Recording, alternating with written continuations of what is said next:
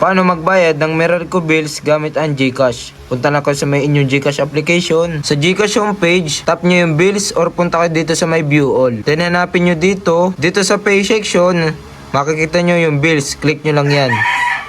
Dito sa G-bills, hanapin nyo itong electric utilities. Tap nyo lang siya. At dito sa electric utilities, search nyo yung Meralco or i-scroll down nyo lang. Tapos tap nyo yung Meralco. At dito, enter nyo lang yung babayaran nyo kasama yung putal.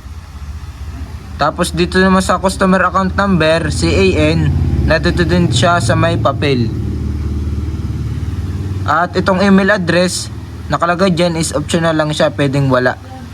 Then ito naman, optional din lang to, protect your bills now, thank us later. Kapag nalagay nyo na dito yung info, tap nyo na yung next button. Double check nyo yung info, then tap nyo yung next button sa kanang taas na bahagi. Tapos double check ulit, tapos tap confirm button. Ito yung pinaka-resibo na binayad natin sa Meralco gamit ang GCash. So scroll down nyo lang, pwede nyo siyang i-download at pwede nyo siyang i-share.